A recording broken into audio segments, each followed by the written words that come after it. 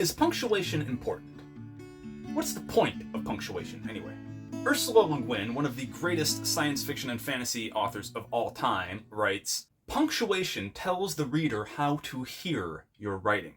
In other words, punctuation is not optional. It's not something we add to the words for our own convenience. Punctuation is wrapped up in the foundation of language itself. It's a key component of how we communicate meaning, as crucial as diction or syntax.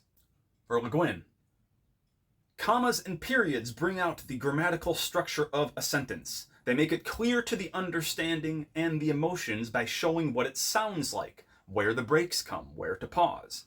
So punctuation helps to create the musicality of language. Instead of seeing punctuation as chains that bind our words, we should see them as tools that free our words for new vistas of meaning.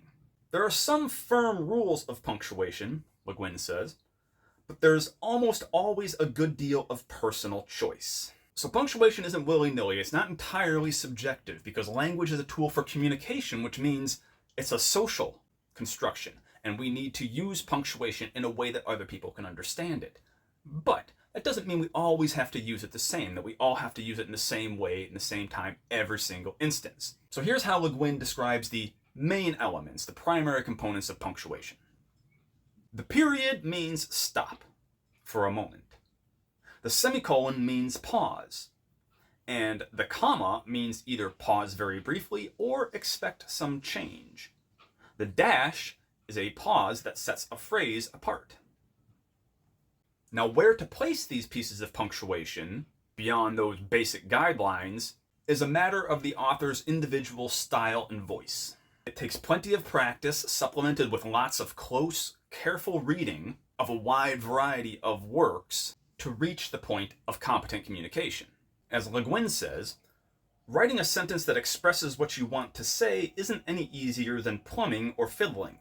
It takes craft. So how do we start building the skills for powerful punctuation? So Guin gives us a multi-step exercise to help us understand the importance of punctuation and help us think about it in a more broad-minded way. This is exercise 2, by the way, from her book, Steering the Craft. M.I. Saramago. Write a paragraph to a page, 150 to 350 words, of narrative with no punctuation and no paragraphs or other breaking devices. Suggested subject: a group of people engaged in a hurried or hectic or confused activity, such as a revolution, or the scene of an accident, or the first few minutes of a one-day sale. So that's it.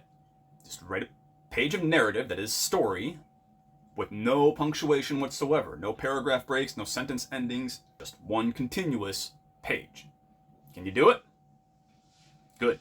Then after you've done this, you want to take a little bit of time to reflect. Think about how it felt to write in this way. How did it differ from writing with the normal signs and guides and breakpoints?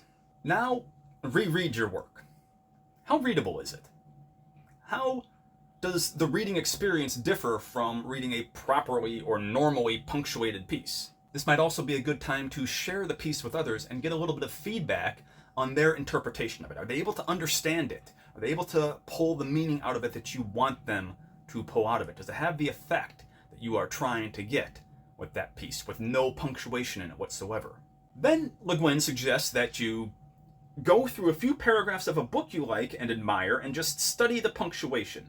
What's the author doing? Why did she break that sentence that way? Why did she want to pause there? How much of the rhythm of the prose is actually established by the punctuation? How's it done? I would take it one further. Make looking for patterns in punctuation a regular part of your close reading practice from now on, just like we look for an author's use of diction, syntax, imagery, and figurative language. See my previous videos on reading like a writer for how to do this. Now, a week later, or a day later, or an hour later, go back to your unpunctuated piece and punctuate it. And I would suggest that you try different arrangements of punctuation to change the rhythm or to change the emphasis of certain aspects of the piece. Since the unpunctuated piece had to make itself as clear as possible without punctuation, this might involve a rewrite, possibly more than one. Now that you have an unpunctuated piece and several different styles of punctuated pieces from the same narrative, reread your various drafts. Which version do you think works the best? That is, which one most clearly and impactfully communicates what you're trying to say?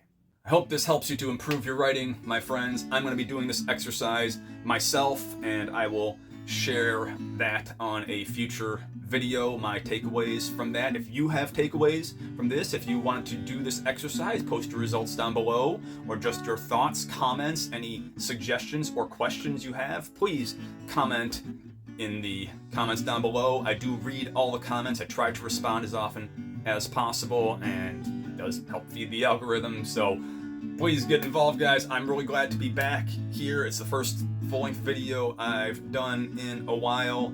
I've had a pretty stressful spring, but I'm trying to get back into the rhythm now, and I really appreciate you guys being on board. I hope this exercise helps you out, and until next time, good luck and good writing. Peace.